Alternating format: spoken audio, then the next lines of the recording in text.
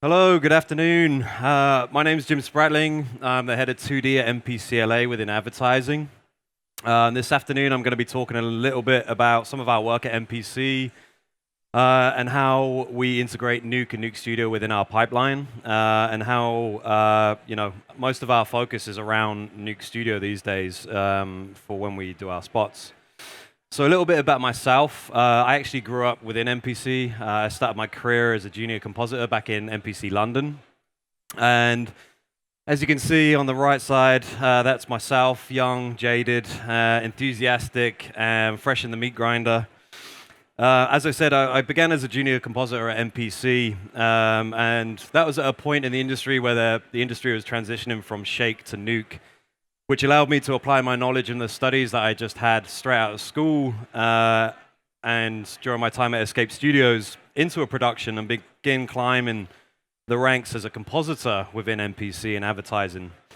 And one of the things that I found very different from what they teach you in school is that you can have all the technical knowledge possible in the software and you can study tutorials all day long, but at the end of the day, it comes down to a lot of a creative eye, and that's something you can't necessarily teach that easy.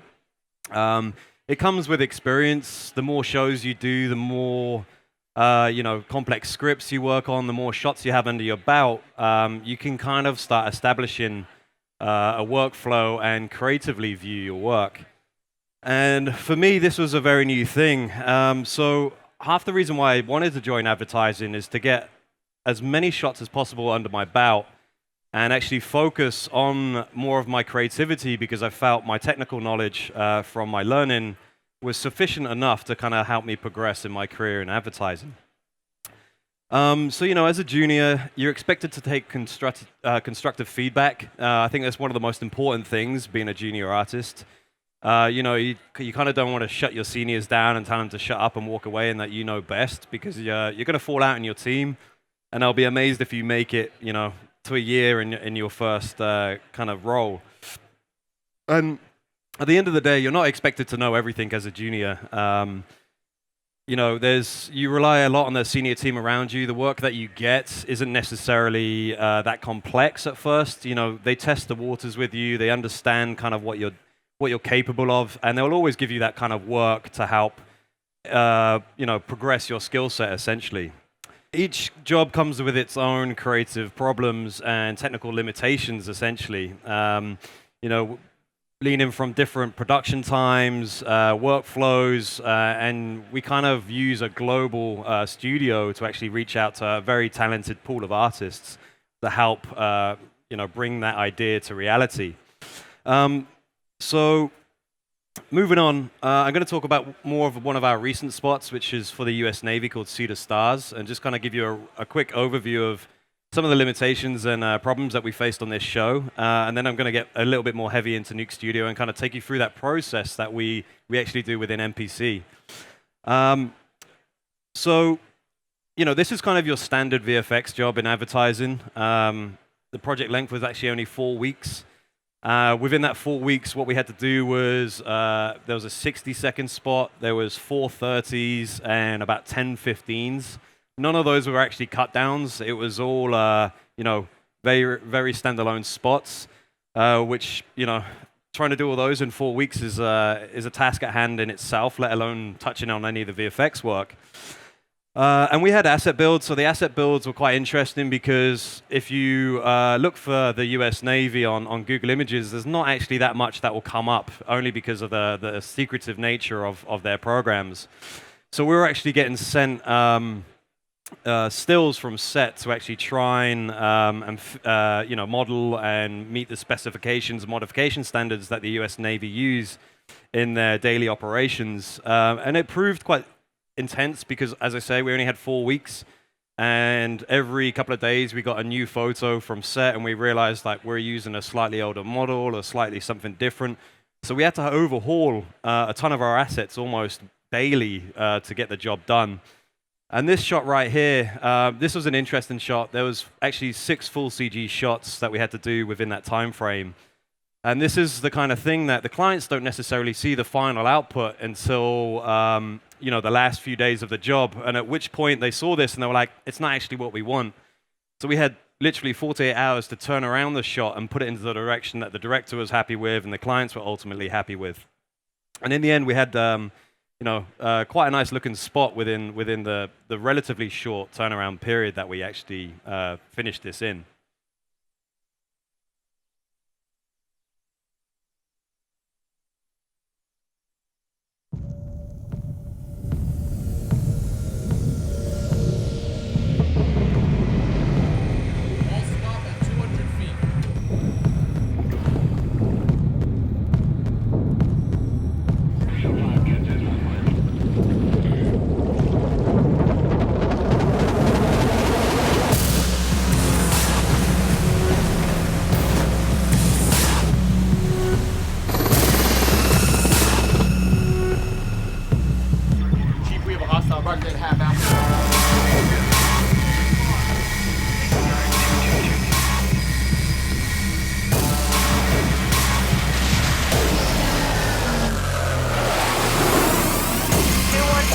Outbound for check.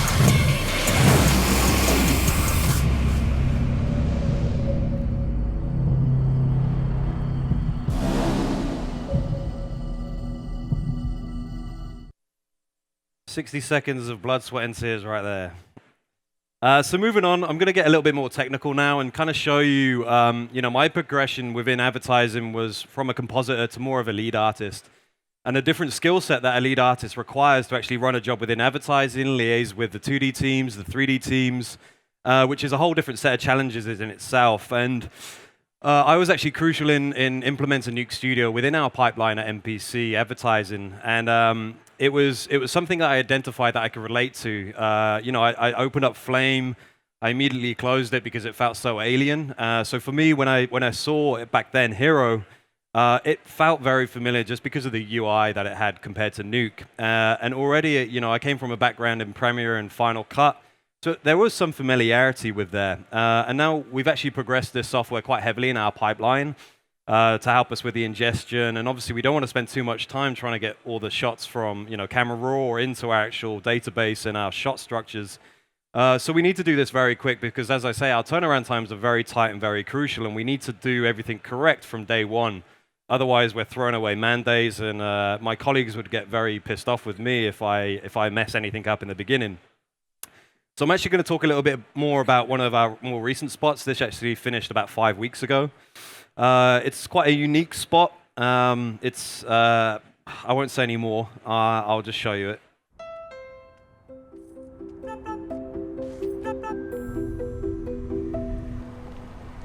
Blah, blah, blah.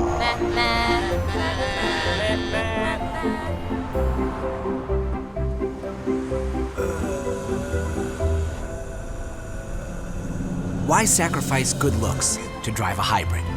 The all-new Honda Insight with an EPA rating of 51 mpg city. Finally, a good-looking hybrid. So, how do we get spots like this in our pipeline? So, I'm just going to walk you through our conform process. One thing to mention is, even though this spot doesn't necessarily seem VFX heavy, I'd say 90% of the material that we had to work on was actually replacing the location and the backgrounds. And it takes just as much work to do one of these spots as it does to do a bigger creature job, for example, within the advertising pipeline.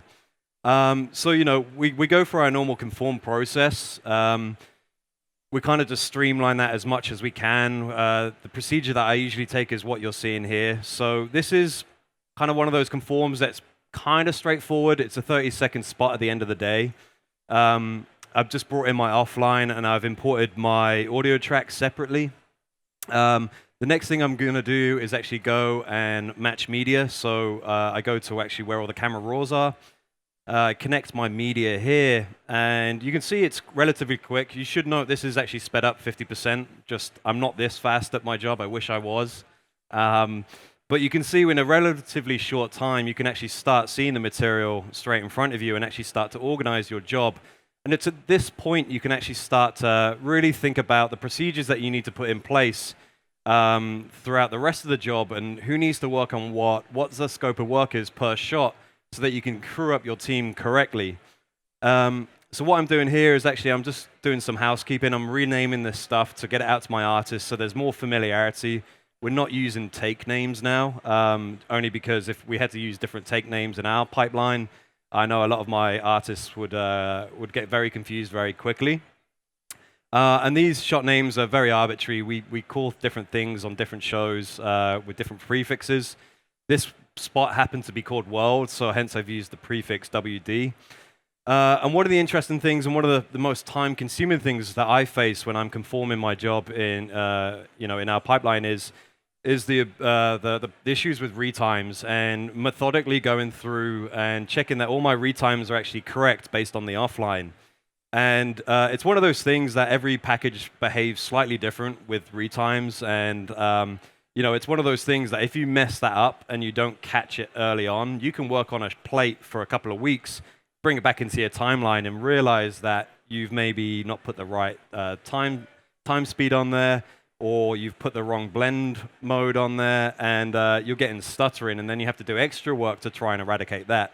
So this is kind of where I spend a lot of time making sure that it's more like a sanity check for myself to make sure that I've done everything that I needed to from day one, and I can't be hungover on this. I have to be very focused, very switched on. I kind of just keep myself in a locked, dark room and plow through. So the next thing I'm kind of starting to do now is actually just looking at my plates, making sure I've done everything that I needed to. I can see that I've got some color space issues, and again, it's very straightforward to kind of cross-check yourself, make sure you're using the correct color spaces and whatever works in your pipeline.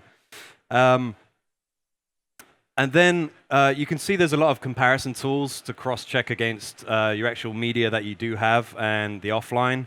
Offlines are key for us. I don't want to mess up what the editor's been working so hard over on the last few days. And I can see that he's done some weird and wonderful stuff here. So it seems like there's a bit of a transform on every plate, hence you get this multi-layer ghosting. But I'm not actually worried at this stage because I'm not in my delivery process. I just need to get my plates to my artist as fast as possible. So I'm just going through and I'm retiming stuff, and as you notice, there's a lot of point percentages on the retimes, and again, that's just the nature of like coming over from Avid or Final Cut or whatever editing package it's been created in.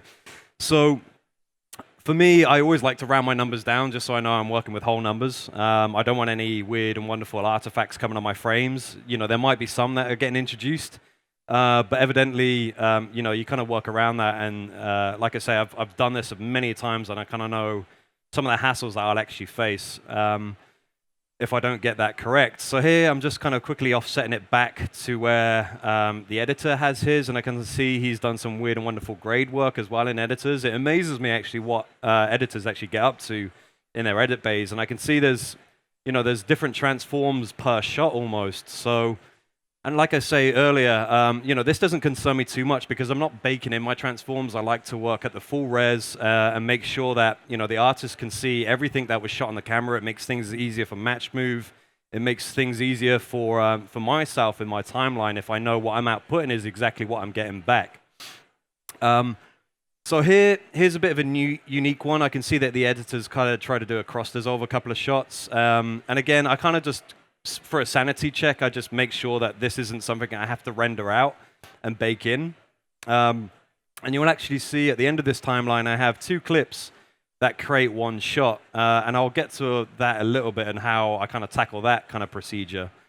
So moving on from that, basically, I want to resize my clips. And with Nuke Studio, it's great. I can just jump straight into the node graph.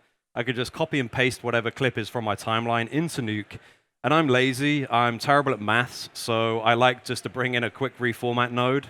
I'll switch that down to scale, and I'll just take that down by 25%, so I'm not working at a higher res. I think these were coming in at almost just over 3K. And predominantly, I just work at a 25% less resolution, so it's not taking as much machine requirements and burdening the artist with a slow cache and playback systems. And then once I've done that, basically, as I said at the end, there's this unique shot here, but I'm actually going to start exporting my stuff and prepping it to go into our pipeline. Now, we've heavily worked our pipeline into F-Track with Nuke Studio, And here, I have the chance to actually assign tasks to each one of my shots. Now, this is super handy for me. Like I mentioned earlier, I can actually see the scope of work from within the first 10 minutes of conforming an edit. And I'm now going through each shot and saying, OK, what task is required on each shot? And as we work globally with Bangalore, London, and New York from LA, I can actually assign tasks to each site without having to kind of do any manual intensive labor through F-Track. So as you can see, I'm just kind of going through my tag system. I'm tagging stuff for Bangalore. I'm tagging stuff for us in LA. I think this job, we just worked with the 2 sites here. And I can have a very clear overview of exactly what task every artist is going to be assigned. And again, it kind of speeds up my process. It saves the producer a lot of time as well. I know they love me for when I can actually do this for them and they don't have to sit behind a spreadsheet all afternoon and plug away and reorganize stuff.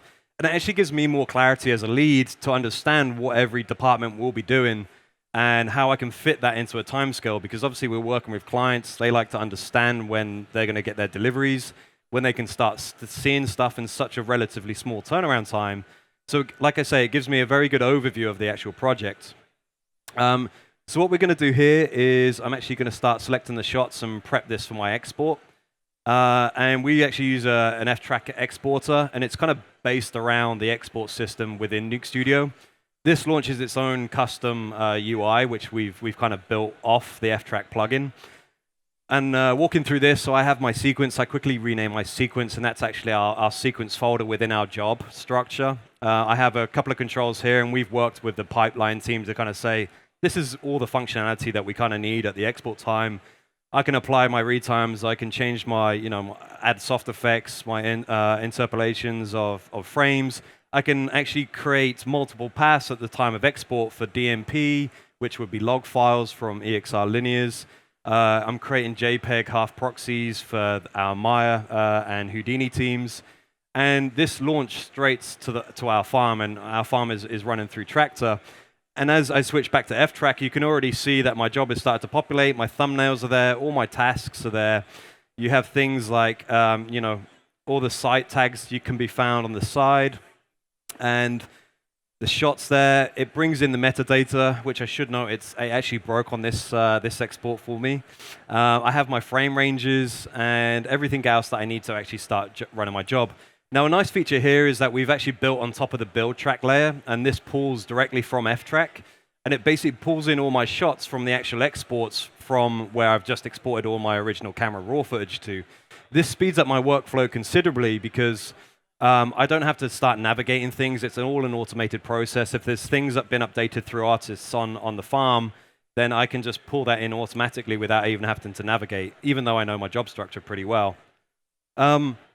So as I said, the end shot, it had 2 clips to create one shot. And the way that I do this is actually I create a comp special. And I create a Nuke script with those original camera raw files. And as you can see, this is kind of just mimicking our drop structure. So I switch back to our proprietary export system and Nuke Studio's own, just because there's more flexibility with the Nuke Studio stuff. We've tried to simplify that for some of our artists so there's no confusion on what they need to do to export. So I'm creating a Nuke script here with these 2 clips. These 2 clips actually need to be one shot in its entirety. If you went to export these together, they're just going to override because they have the same number. And as you can see, it creates a comp container. And within that comp container, I go inside Nuke. And I can see that it's set up my script nicely for me. Just double checking everything, making sure that I can actually see the entire frame range that the shot makes up. And once I've done a bit of a sanity check with myself to ensure that is actually working, and making sure that that there's no clip in there, there's no clamp nodes going through the script, I've kind of noticed as well that the reformat is wrong. And like I say, I'm terrible at maths and working out resolutions. I switch to scale. I just make sure it's 25% less.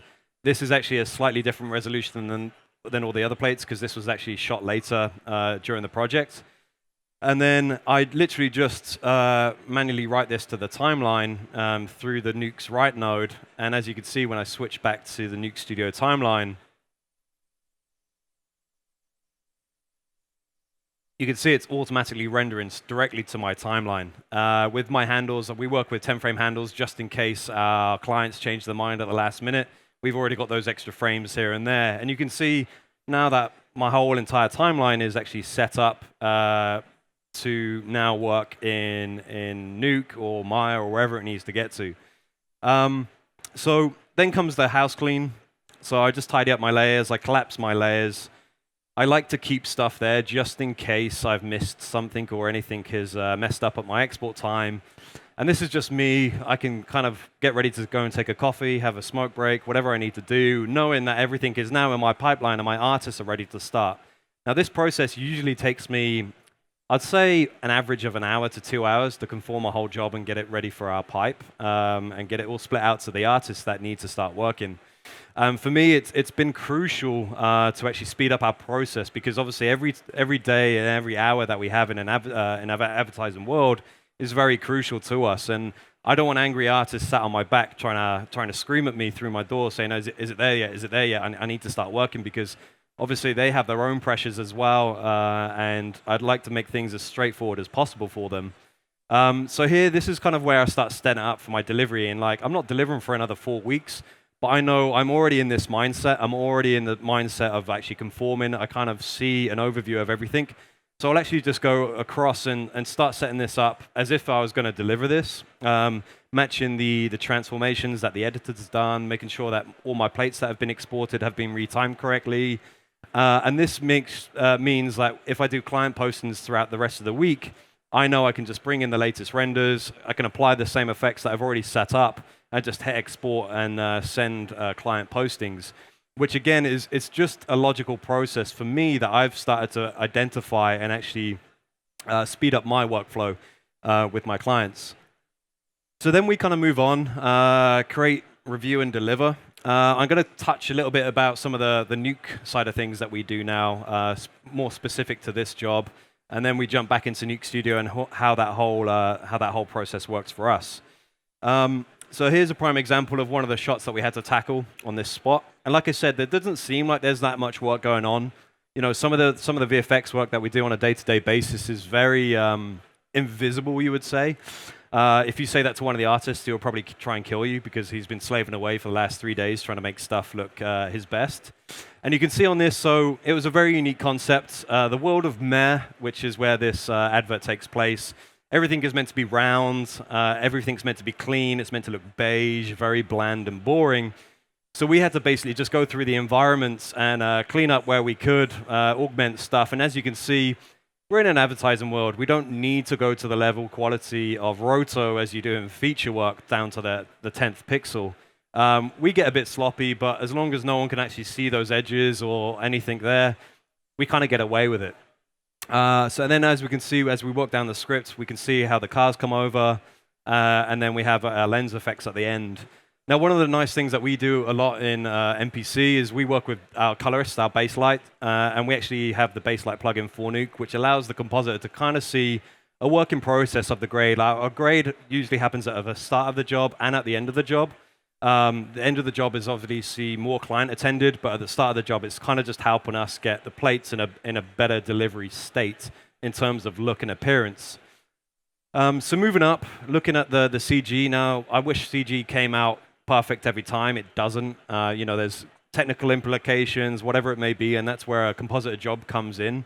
And you know, typically, our anything from mid-level artists right up to our seniors kind of work with the CG. And one of the things that we found more recent to help us out when working with a ton of assets is actually using the CryptoMat plugin for Nuke, and that hooks up with Maya, and it allows us to quickly create IDs for our 3D assets that we don't have to then assign like color textures to each of the assets to get the control that we need. Basically, we just say, hey, can you just spit us out this pass? We basically get everything. And it can be good because you can actually go and color correct every wheel, every rim, every screw, every nut. But that's also a burden sometimes because you know how clients can get quite picky and they may want to adjust all day long. So one of the other unique things that we try and do in our commercials is we try and cut corners as much as we can. We thought about trying to render some CG characters inside the cars because we didn't want empty cars. And actually, we set up a little green screen thing in our courtyard, and we started to get our creative directors to sit down and act. We had our producers come in. We had some of our artists. and we basically set up the shots mimicking our edit, and basically did a couple of hours shoot during lunch to get enough people that we could start embedding in the cars. It's subtle details, but it's these subtle details that we love to kind of get creative with and start integrating into our shots.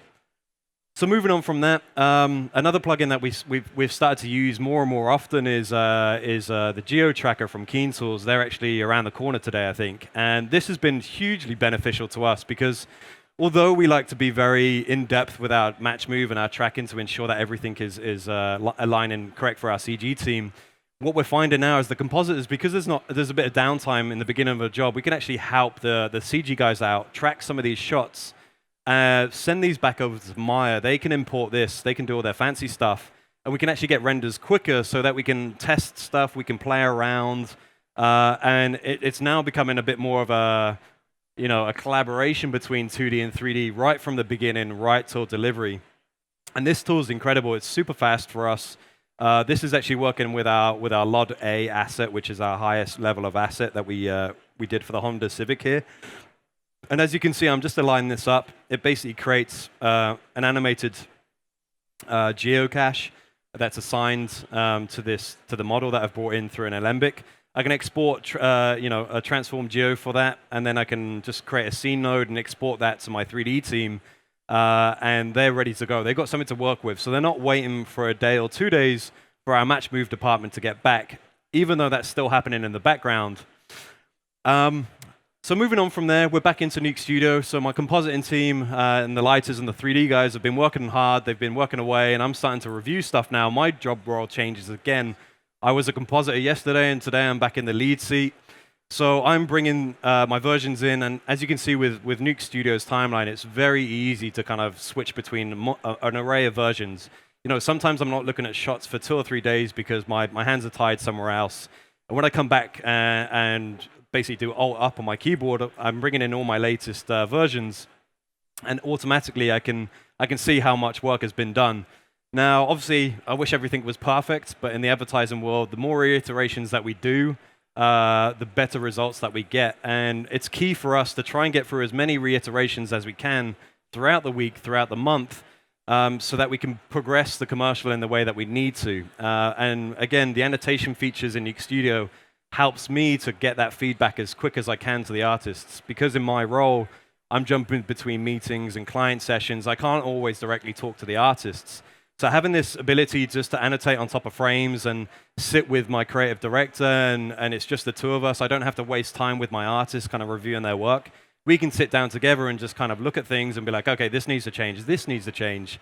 And straight away, they can see that happening.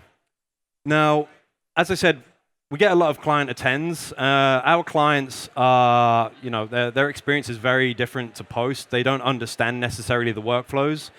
So when the clients are in the suite with me, we get weird and wonderful requests. They don't necessarily know the correct procedures. They may see a grayscale model and be like, well, where's the color? And you have to explain the process to them. So it's things like this that I can just quickly jump into the Nuke script within Nuke Studio and just demonstrate what this shot's going to start looking like once we have all the CG cars and they replicate. They're worried at this stage. They're like, but there's no cars in the car park. How are you going to make that full? And I'm like, look, it's as simple as this. This is kind of what we do. And this could be like a 10-minute session. I've had all-day sessions like this where the clients are just like, oh, how does this look? How does that look? The other cool thing with Nuke Studio is you can actually import a Nuke script right into the timeline. A lot of people kind of forget this. And that gives you the ability to bring in a comp container. So if I've had a shot that's near a final, but I just want to do a little tweak with a grade node or something like that, I can actually just directly import that Nuke script into my timeline. I can open up that Nuke script, and it has the full capability of Nuke X. And I can mess around to my heart's content. If the artist knew I was doing this, they would probably be a little bit more reluctant to give me their scripts. But it's a very easy process for me. So moving on from that, in our delivery mode, I've actually switched my software version now to 11.2. I think this is on V1, but I know V2 is released now. And there's some nice functionality in here. So I actually deliver all of my shows now in Nuke Studio.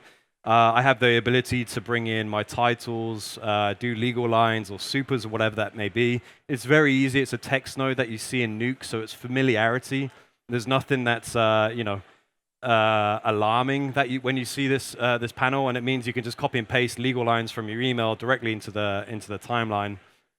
And essentially, that's kind of how we work in a very tight turnaround time. And one of the great things that I love in 11.2, it's a very simple thing, but being able to change the colors in the project bins. And you can imagine I'm working with, say, over 100 delivery specs. We have social versions now. Everything's coming through. So I get very confused very quickly, especially as I like to have a cigarette break every hour. I come back and I've almost lost my trail of thought. Or someone's come in my room and said, "Hey, Jim, can you come and look at this for a second?" I get back to my seat and I'm like, "Shit, where was I?"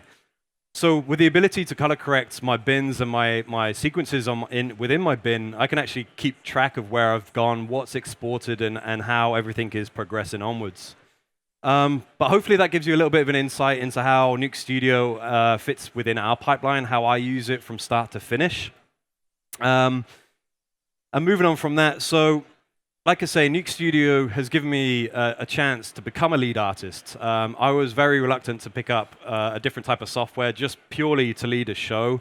I wanted familiarity. You know, I've spent half of my life at a young age training in that software. I didn't want to learn another software at that time just to help me advance in my career. So with Nuke Studio, it's given me that chance to progress from a compositor into a supervisor within the advertising world. Use all the tools that everyone else is using, and almost in the exact same process, but with just more technical know-how from my behalf. And you know, it gives me the chance to creatively review stuff, help the artists out, kind of pinpoint where the problems are, and also lead client sessions right through to a delivery aspect. And that's about it, really. Have anyone got any questions or answers that I can quickly fire off? I don't know how much time I got left. I think I've overrun already. But I'll be around, so you can have a quick chat if you need to. But I appreciate you all for listening. I hope that was informative for you. Thank you very much to the Foundry for inviting me today. Take care.